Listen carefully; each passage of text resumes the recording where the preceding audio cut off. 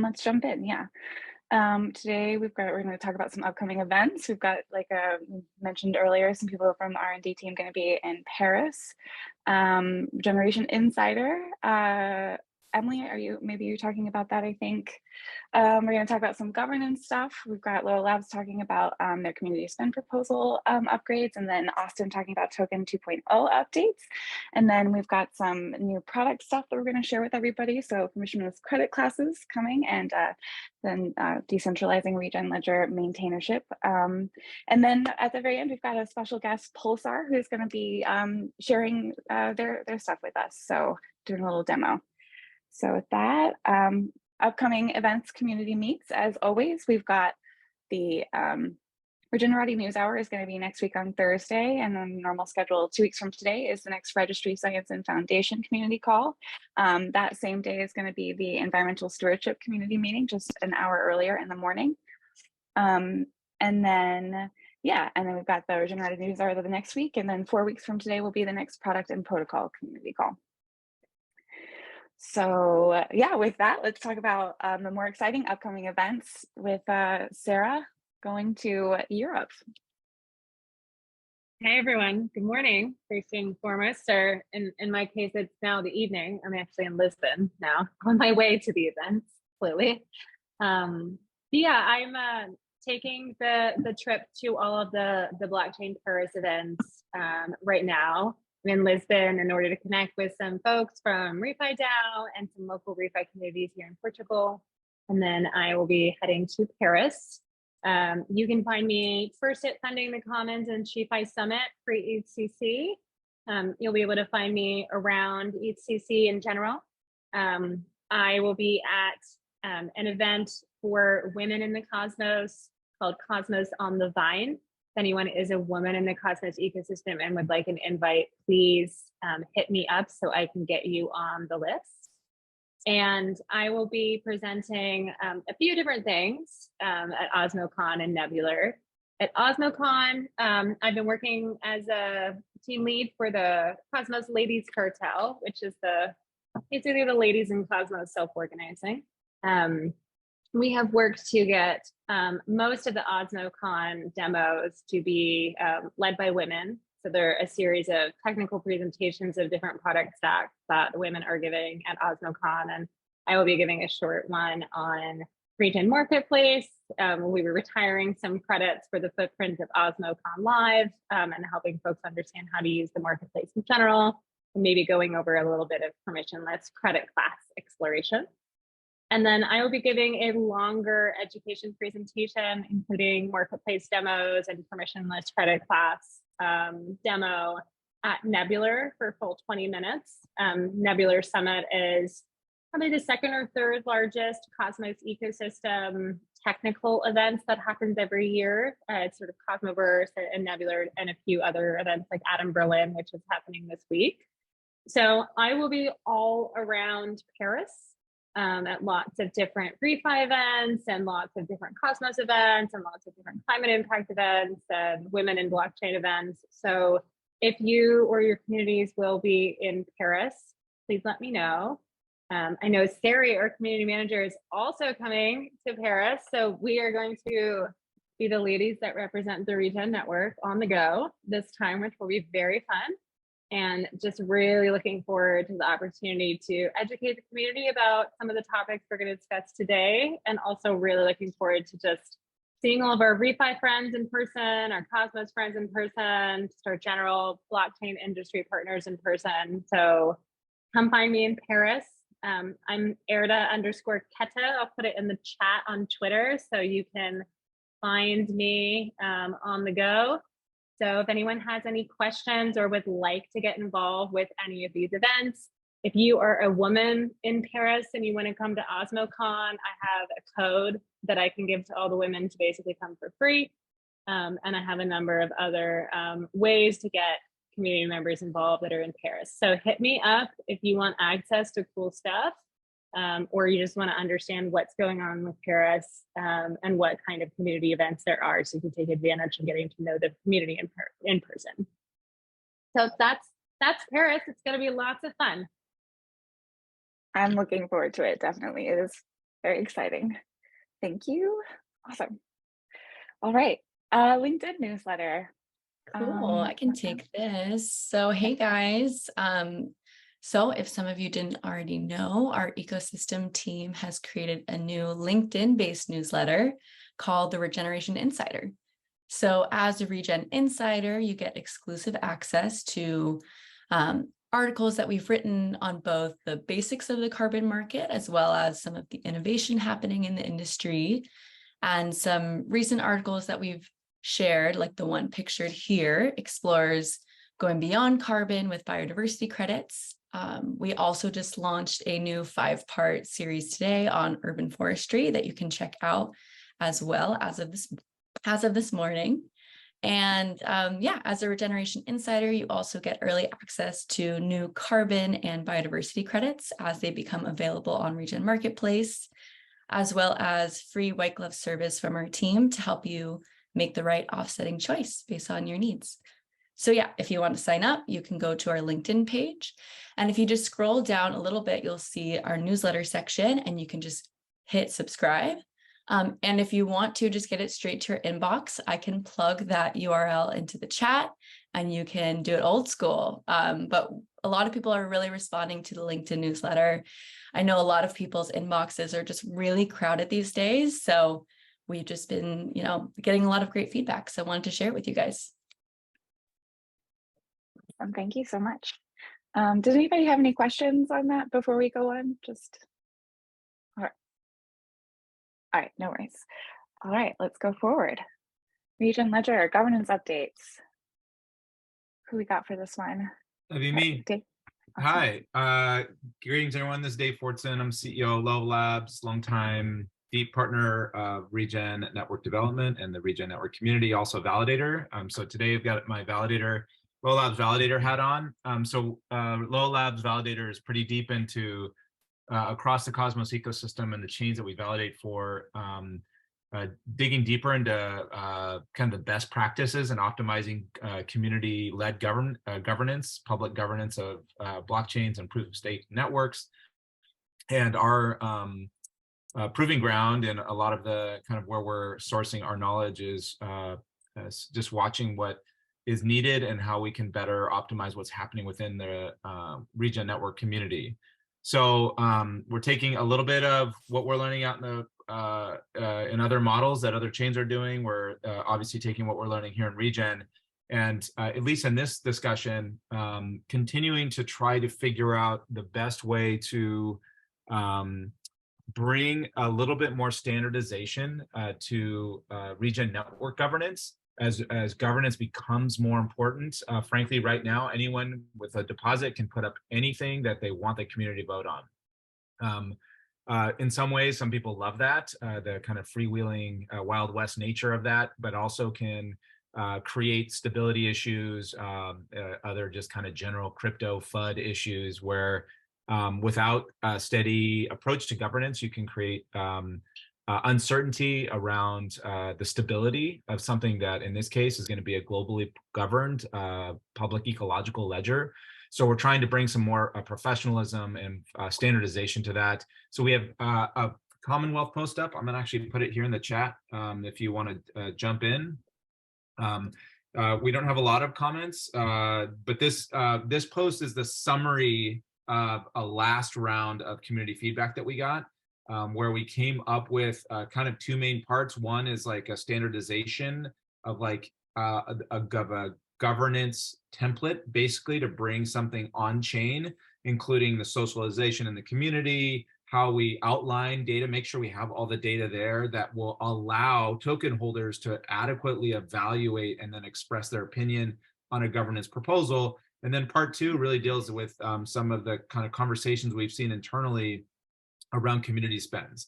With the kind of big one being, how do we provide accountability? How do we create a mechanism so all of the funds just aren't released right out of the gates for an approved proposal, but they are released in tranches based on milestones met. So we're hoping that, and we just came up with some like draft stand-in like titles and language for that. We're hoping for people to take a look at that because we certainly don't want to codify this through governance, without some additional community feedback. So this is an opportunity to jump into the forum, share your thoughts. We will likely circulate probably next week, just spin up another, maybe a Twitter discussion to and try to get some additional voices there. But this will end up showing up in, having the community formally approve how it wants to signal to the rest of the community how governance should run, and establishment of kind of additional standardization checks and balances to ensure that Regen governance is a leader in this space, particularly as we're getting larger and growing and decentralizing. So I'm happy to take any quick questions or comments. Otherwise, jump in digitally. Any thoughts, questions, comments? Awesome. Well, thank you, Sari, for the opportunity. Yeah, thank you so much for sharing, Dave. I think this is so important, and I'm really excited to see growth in this area in particular for Regen Network. So can I ask you a quick question, just on behalf of the community? So it looks like, I mean, you have a really well-formed proposal or just discussion proposal in here. So I'm wondering, and Dave, it looks like you linked the permissionless credit class link in the chat. I grabbed the wrong one. Not your governance proposal. So I think we need that for the people. But my bad. You've had this, it's okay. You've had this up for a little bit, for at least a couple of weeks. So I'm wondering at this point, has there been as much engagement with this discussion? I mean, we do have other partners in the Cosmos ecosystem that have very well structured community proposal processes and governance processes like Evmos. So I'm wondering at this point with your proposal or your discussion here, what is the best way for people to weigh in? Is it just that you need more comments? Do you want to get people's opinions? And what do we see as the next step with this discussion? Yeah. So just, to be clear, this has gone essentially some round of review, because this particular forum post is based on a previous one that's linked out here in this the accurate link that I just put in there. So there has been some community feedback. I think at this point, I mean, we're getting into formal language here and formal structure. So we did that based on just kind of our own evaluation analysis of the feedback we've received previously. So I think for us, what would be useful is to get an understanding of through the forum, or you can DM, and I can put my email here, if you think we're on the right track, basically. Because if again, just a reminder, if this goes on chain and is voted on, that's the law of the land to some degree, depending on how we, what level of, I guess if this ends up looking like a mandate or versus a suggestion. So, we're into the moment now of, is the structure in particular, I'd say in particular for the community spending oversight that essentially creates a subgroup that releases tranches of funding based on milestones met, just as an example. That's a big deal within Regen, right? It's not something we have. Have we thought it out enough? What needs to be developed still? Should we have some more underlying analysis? What are the pitfalls of that, as an example? Again, not to play devil's advocate, but just to kind of pose some of that. And then around the actually template itself, and the suggestion, at least for how to socialize this in community, what's missing. Right now we have a proposal, what we call pattern, of a title, summary, author's abstract, motivation, proposal type, financial analysis, forum discussion. Is that too much? Is it too little? Where are we at in our evolutionary governance arc at Regen, where we don't want to create unnecessary boundaries, but we want to actually professionalize and support the growth of Regen from a governance perspective, because we're dealing with something, these are going to be big decisions for the global ecological ledger. This is not, we're getting into the bigger time, I guess. And so we're trying to bring that level of seriousness to governance. So any way you want to share feedback, there's also Discord, the governance channels, that would be great as well. So I'll stop there. I saw Donovan has his hand raised.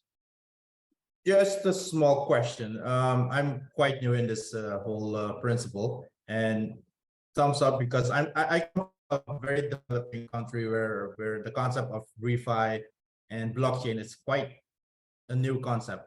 So how do you guys deal with, let's say, the regen concept, it reaches out through the world, right?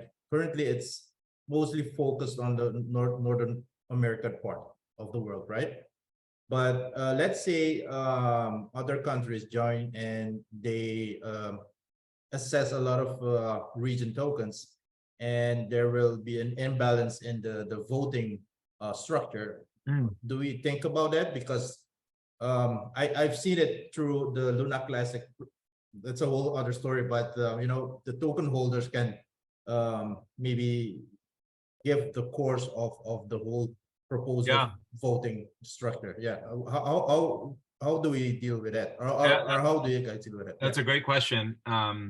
So for those not familiar, the current model of governance is kind of anchors around token weighted voting. So per what Donovan shared, and I think kind of underlying the question is, whoever has the most tokens has the most power relative to swaying a vote one way or the other. So in crypto, what we call whales, right, are folks who hold large amounts of tokens. Those could be investors or early founders, can significantly warp, depending, on their position, what governance does. At the same time, Regen is also, through the early days at Genesis of Regen Network, allocated, I think, close to 30 million tokens over to Regen Foundation and their community staking DAOs to give permanent voting power to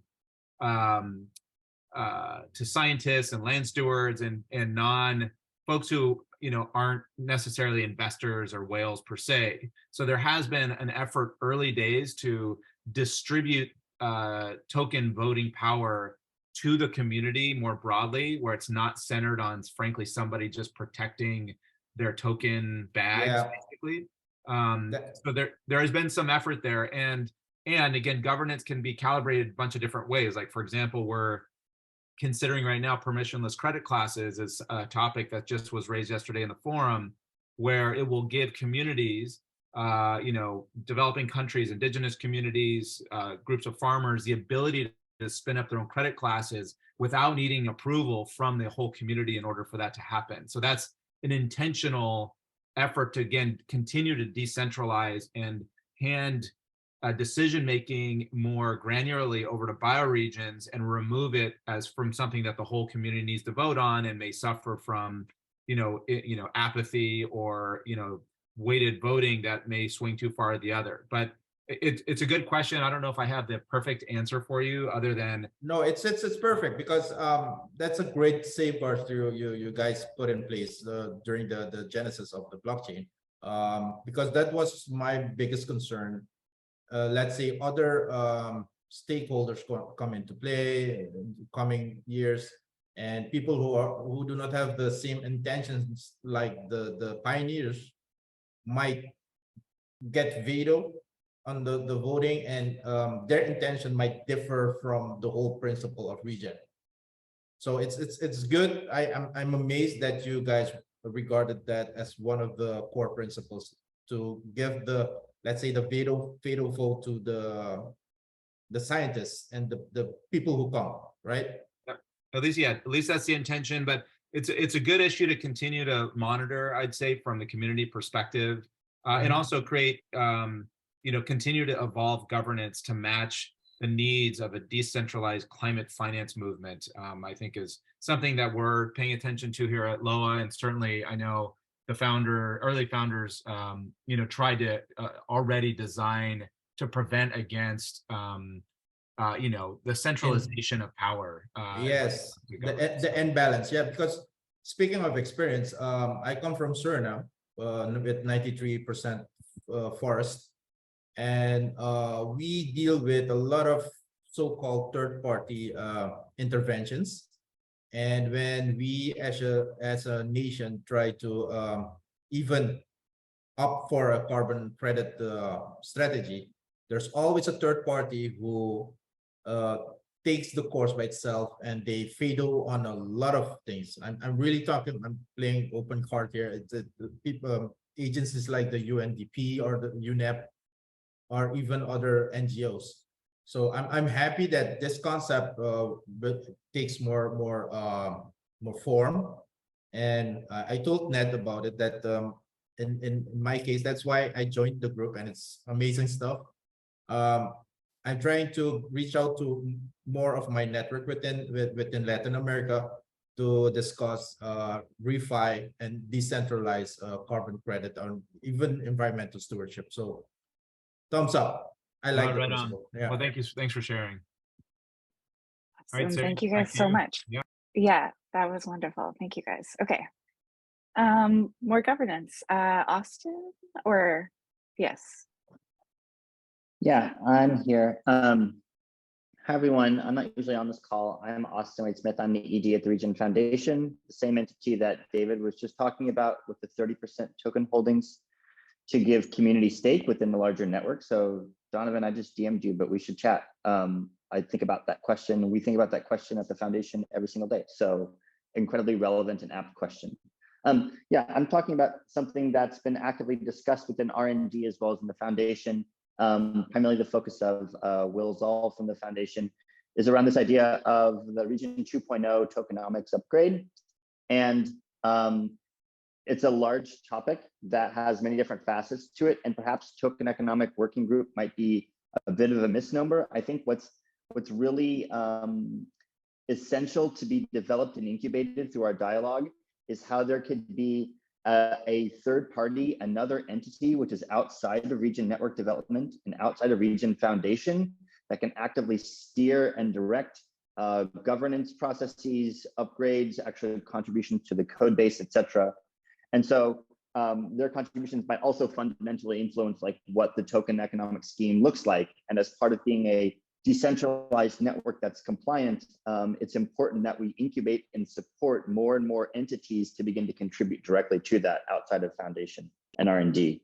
So there's been a number of people who have stepped up with interest. Maybe some are on the call or adjacent. With a person named Max who was met through an event in Vienna on collaborative finance recently. And so there's been active discussion around how R&D and the foundation can help bootstrap a third entity, which can help brainstorm and develop token economics. And also the sort of larger question around fee splitting and how that's distributed to different entities in the spirit of progressive decentralization, and how that informs the business model. How are different fees for the process of the larger regenerative ecosystem being dispersed. So there's a lot of different steps and facets to that, but we see there's certainly consensus amongst a lot of the different present conversationalists in R&D and foundation that an absolutely vital step in moving towards a number of critical token economic and larger protocol network health patterns and developments is for another entity to join the space and for us to incubate that. So that's an informed contributor and actively developing along with R&D and Regen Foundation. Yeah, so that's the Regen 2.0 token economics upgrade. If you're interested in learning more about that, you can reach out to contact at Regen Foundation, or a number of the organizers on this call are also actively in that convo. So I'll stop there. If there's any questions, feel free to ping me. Awesome. Thank you so much. Austin is regularly on the Registry Science and Foundation call, so you can find out more about the work that he's doing over there. Donovan? Yeah, sure. Just one question. How's the IBC protocol with the other Cosmos chains? It's already in place? Because I started discussions in Suriname, and if the possibility is already there when the community will apply for any other credit, they want to maybe exchange it to a more popular token. Is the IBC already taken care of with the other Cosmos blockchains? I think the question is for Austin. Or Corey can probably grab that too. Of course, yeah. No, I was going to ask a different question. Okay. I mean, I can certainly speak to the IBC point, but Why don't you take the IBC one and then follow up with yours? Okay. I mean, yes. So yeah, Regen is IBC enabled. Is your question primarily about the Regen token? Not particularly, because I know the Cosmos network is quite complex to comprehend for the majority of Surinamese people. They know about stable coins. So I need to assure them that it is possible to swap any other token or any that's available in within the Cosmos network, that it is possible to swap it. So that's why I asked the question. Yeah. So with the Regen token is a IBC enabled token, and Regen as a network is IBC enabled, which means any Cosmos tokens that are IBC enabled can come onto Regen Network. One of the big use cases that we have for that today is on our network, we have an on-chain marketplace for carbon credits where you can buy carbon credits, and carbon credits can be listed for sale in either Regen right now or in USDC. And if someone is wanting to list carbon credits for USDC on Regen, then the way that would happen is a buyer would, buy USDC on some other network or on Osmosis or on an exchange, and then they could via IBC transfer that USDC to the Regen network and then make a purchase. The limitation of IBC is that the carbon credits that one is purchasing through the marketplace, those are not IBC enabled assets. Just the tokens, right? Just the Regen token. Yeah. Yeah, just the Regen token. And well, but there is a mechanism by which one can pool different carbon credits together into a larger fungible asset called a basket token. And those, when one is dealing with a basket token, those are IBC enabled as well. And they basically serve as like a fungible wrapper around a carbon credit that wrap the retirement functionality around a large fungible, highly fungible token that could be moved over to something like Osmosis, put into a liquidity pool. People can be trading it back and forth. And then in order to retire the underlying carbon credit, they would bring the basket token back to Regen Network, unwrap it, and then they could retire the carbon credit. But the actual carbon credits themselves cannot be moved over IBC because the retirement has to happen on Regen. Yeah. Got it. Thanks. Yeah, good questions.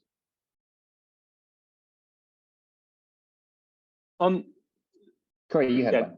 Yeah, I had a question too. So about the fee splitting thing, it was more of a comment, but like as I understand it, if we're just talking about fee splitting, then I think for most people, what they're thinking about is they're thinking of the existing places where fees are in place, which today is like very minimal, right? Within all Cosmos blockchains, the fees that are charged for just like gas fees are extremely small in terms of the value that is captured by those fees. But I think what's really in this point, and what is super important to communicate, is that we today have an on-chain marketplace and people are buying carbon credits, and sometimes they're buying carbon credits for a lot of money.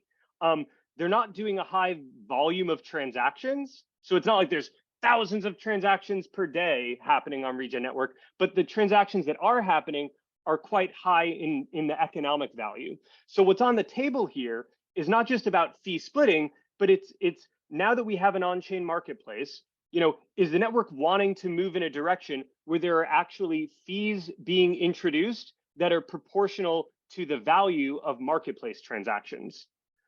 So introducing a feature where when you're buying a bunch of carbon credits, let's say for 1,000 USDC, in that transaction, you need to pay a 2% fee or a 5% fee. In addition to that, that would then go to some kind of treasury or to the network community pool or some other set of actors. And that's when we can talk about fee splitting. But in order for us to have a conversation about fee splitting that feels like it's meaningful, I think it's important to also be thinking about like, what fees are we even talking about? So, this is part of the reason why I think this work is so exciting, is it's not just about gas fees that's on the table here. We're actually talking about, accruing value to the network based off of the marketplace activity that's happening. That's part of what the conversation needs to be about.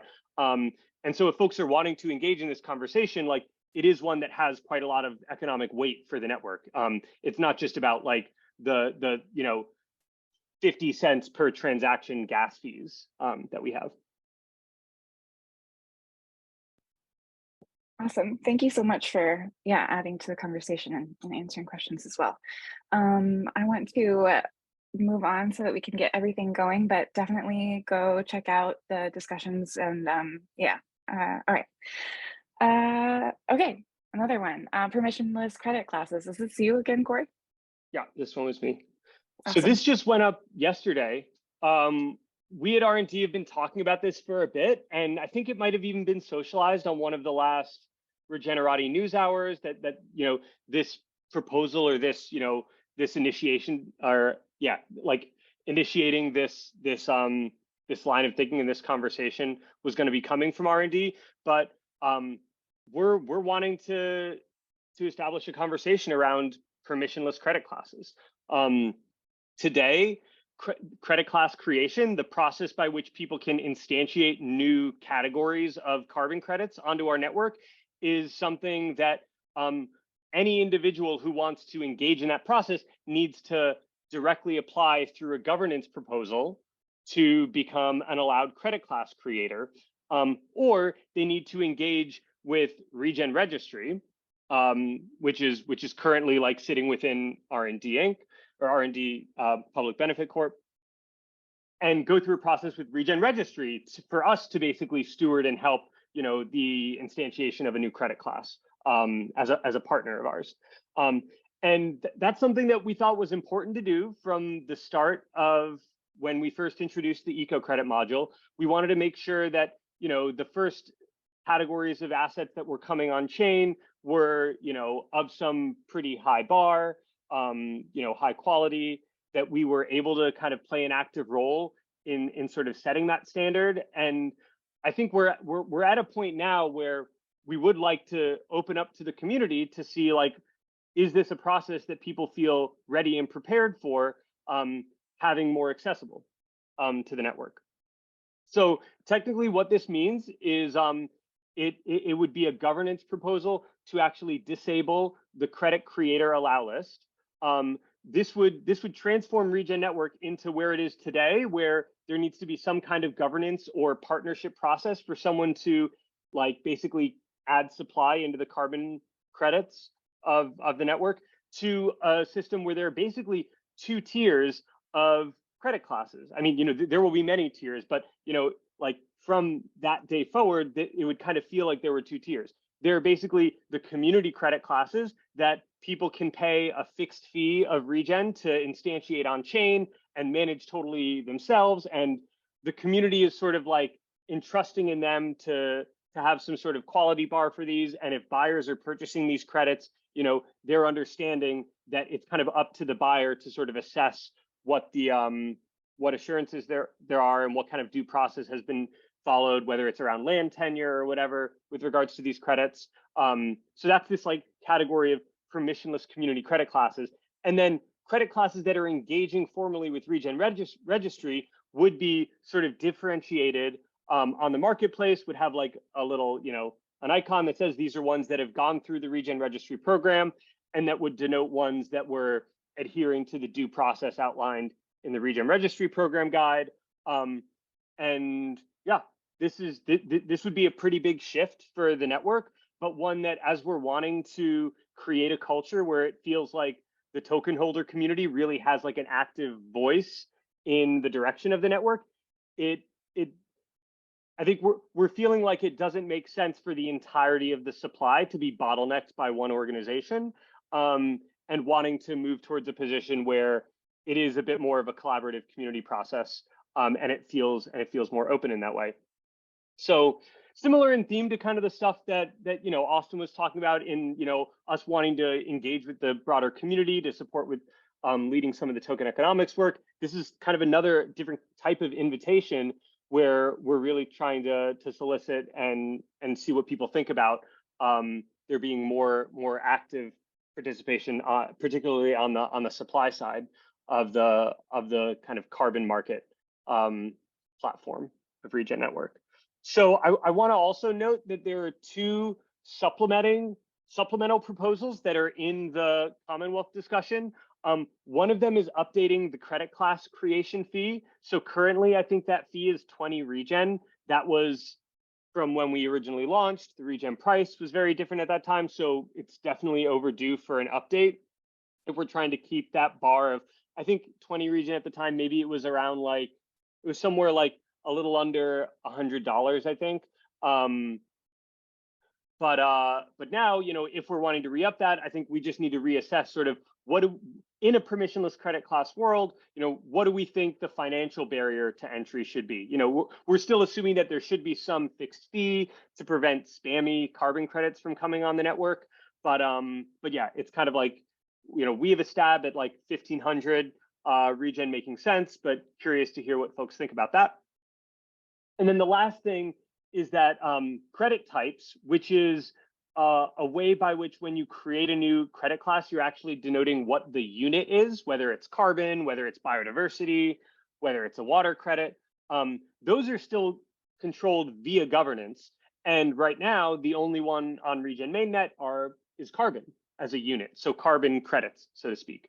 And so with this proposal, we're also wanting to put up a proposal to expand that list, at least to include a set of, you know, a handful, half a dozen that that we're aware of that are, you know, are credit types that are being worked on by partners within the registry, within our registry partners.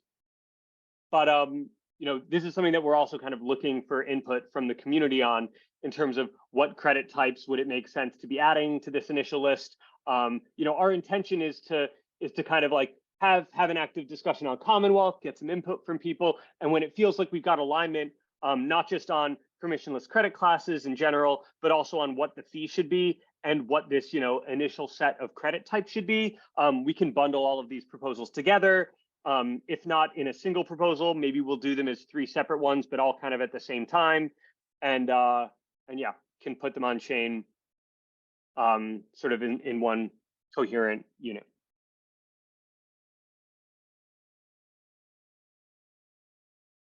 Hey, Corey, I have a question on the generic credit class type. So if we include that, whether it's part or a separate proposal, that I guess I'm trying to understand like the unit value, like how does that express on chain or via transactions?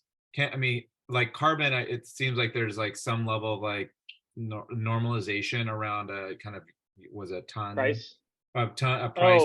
Ton. Yeah, a ton. Or like, I guess, how does it show up? So if it's like a biodiversity credit, or if it's a blue carbon credit, how do you normalize or standardize in that case? Or is it really just apply to that?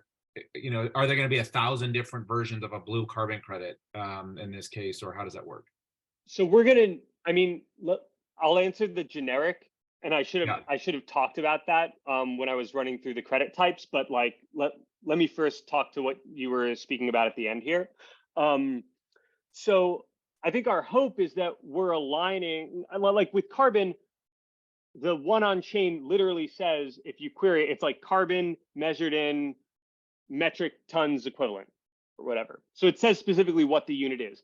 And for each one, whether it's biodiversity, whether it's water, we're going to want to have units that we think the community will be like galvanizing towards. The benefit of that is when everything is speaking the same units, it's just easier to decipher what's going on, right?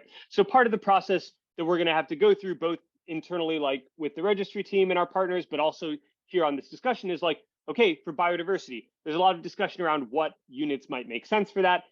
Like, you know, let's decide, is it about something to do with hectares or is it about something to do with acres? You know, how are we measuring these? And just align on one. That doesn't mean that everything needs to file under that single unit. There can be, you know, there could be reason why people really want to use a different unit, and you know, we would have to have that be a separate credit type on chain if there was a different unit.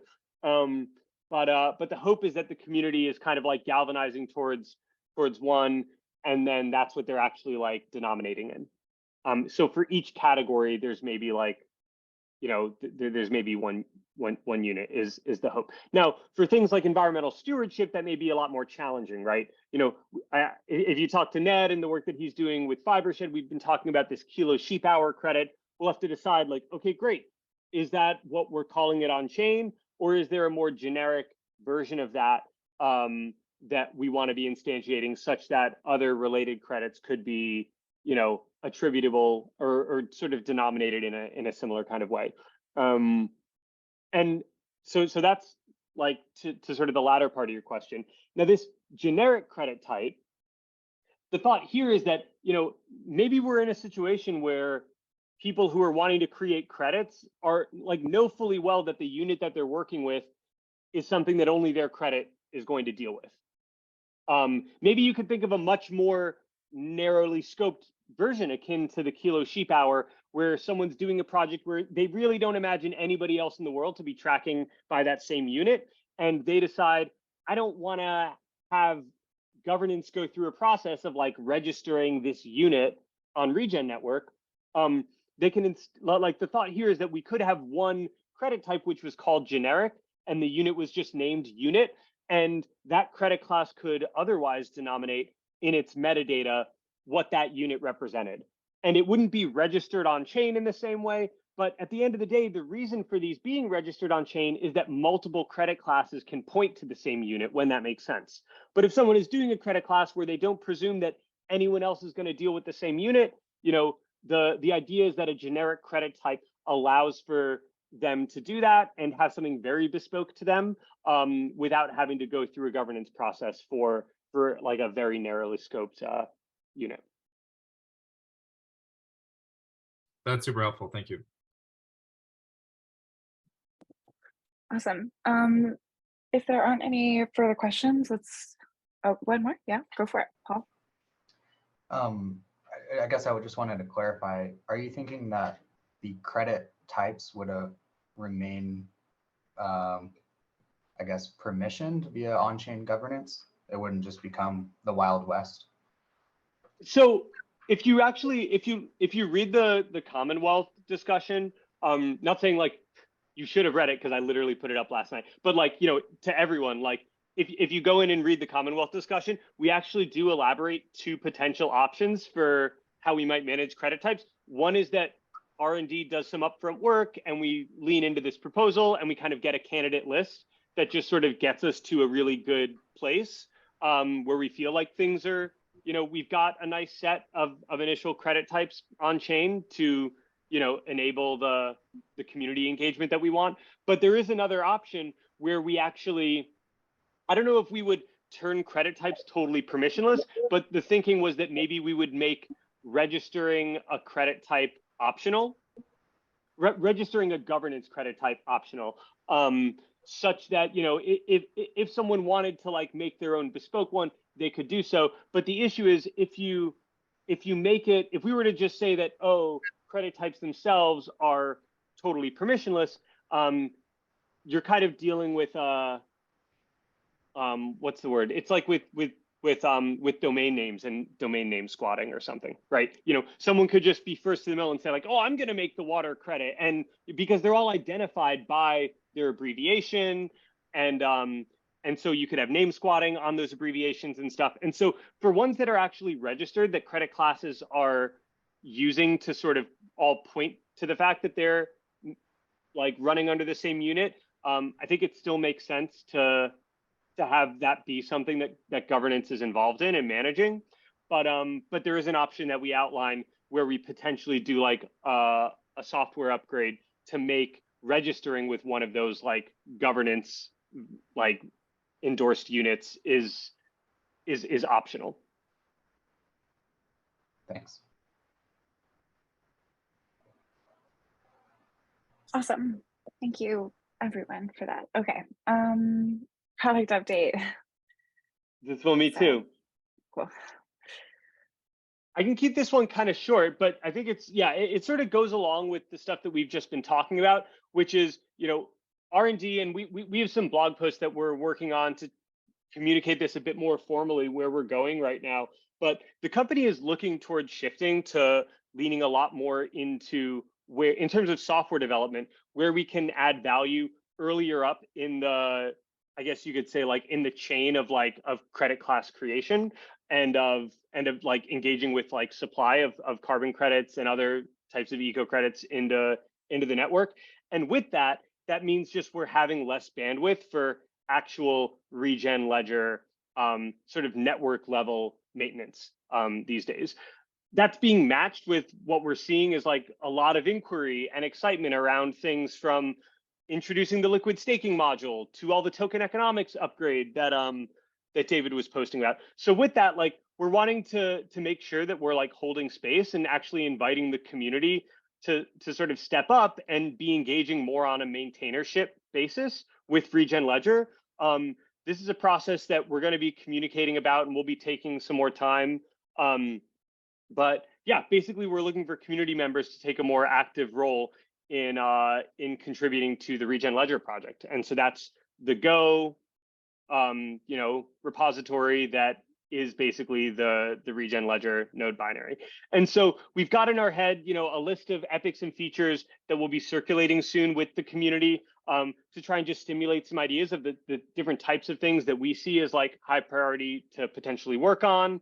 Yeah, this is a process that we've spoken about with some folks, and I think it's just worth like holding space for here.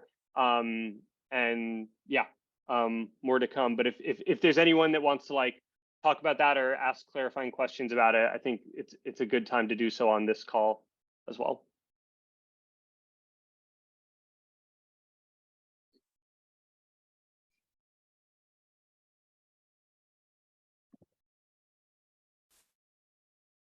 If there are no questions, or if you want to hit Corey up later, I'm on Discord. I'm sure that is amenable. And let's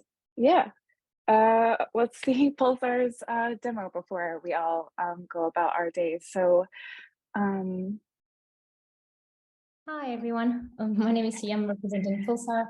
I'm the community manager, and I don't know if you ever heard about us, if you ever tried to use our dashboard or not, but have launched and we have integrated Regen less than a year. It was October last year. But what we started is like getting into Cosmos was a little bit harder for us as individuals, and we wanted to like be able to track everything, like, but not only Cosmos, goes beyond it. And we decided to build sort of a dashboard that allows us to track from NFTs to all your DeFi positions. And as I was hearing you guys, I was like, well, that would be interesting. How can we actually display carbon credits on the platform? I think we can find a way. At the moment, we are doing Regen, we are showing token and staking, but would be interesting actually talk with the team and figure out a way to display that for users. But that's something that I was just hearing your conversation and thinking ways to display that. And because tracking everything all over the place was hard and time consuming, what we decided was to create Pulsar. So once you get in, and our site is very straightforward, don't even need to connect your wallet. You can create multiple portfolios, as many as you like. I got to create 55 last month just to try how it goes, but you can push it. And track everything. We do get to see it over time and have to track the positions, like not just over time, but in real time. So you can see like how your portfolio is behaving over the last month, but also have it like, give it like, how can you see the behavior of a specific token over time as well. So you can see all that from within the platform as you logged in. And you can make all proposals. We are more and more for the fact that the community should, in a lot of ways, dictate what should we integrate next, where are their needs.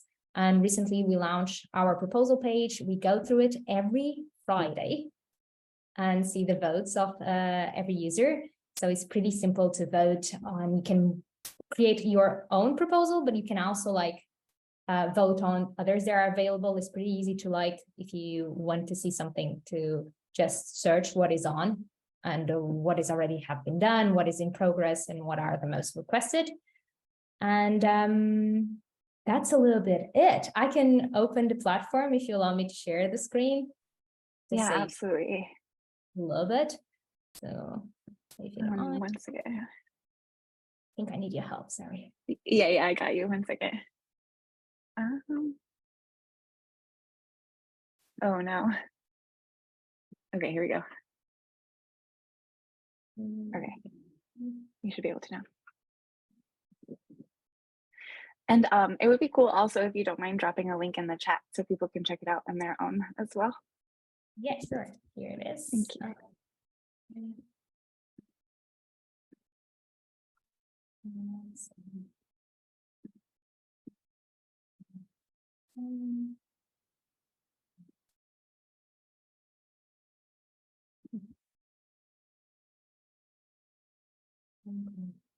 Apparently I cannot. I think it's an issue with my Mac. I'm sorry. So I'm really sorry about that.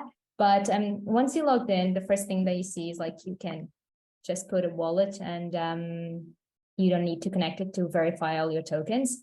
And you will see that we can display NFTs as well. If you have any on the Cosmo ecosystem, you should be able to see them. But I would love to know your feedback all along the way and also know what you would like to see next. And if you ever need to reach me, you can reach me through my Telegram or our Telegram, but it will be more straightforward here. And I'm always available to attend to any question or any bug, though you can also report the bugs on our proposal page. And just, I hope that you enjoy it. I don't know if anyone have ever used it, first of all. So that'll be interesting to know. I have not, but I'm excited. I didn't know it existed. That's great. Just to give you a little bit an overview, we have at the moment 70 chains, but out of the 70 chains that we have support on Pulsar, 48 are Cosmos. So we have pretty good coverage of what is going on in the ecosystem overall. If that helps.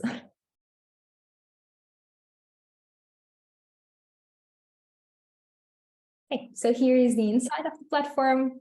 It's good.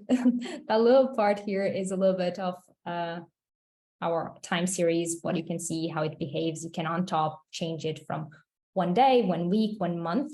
It will start tracking from the moment you log in on the platform, so we won't have historical data before you log in your wallet.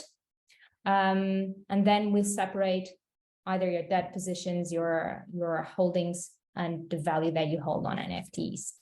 And from then you can see your wallet tokens, staking, whatever positions you have.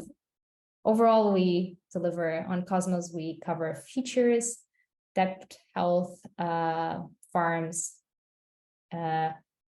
liquidity pools, everything of the positions that we find till now. But I would be interested to chat with the team and see how we can actually show the carbon credits here. I don't know if the team thinks that's possible on your side. I think that might be possible from what we were saying.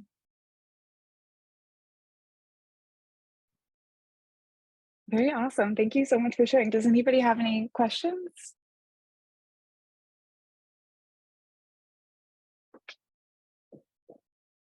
Thank you so much for your time and for hearing me. Thank you so much for showing us the site. It looks very cool. I look forward to exploring it more. Cool. Well, thank you so much, everybody, for joining in, for sticking around. The next call is in 2 weeks, and Regenerati News Hour is next Thursday. So I hope to see you guys at those events as well. And have a wonderful rest of your day.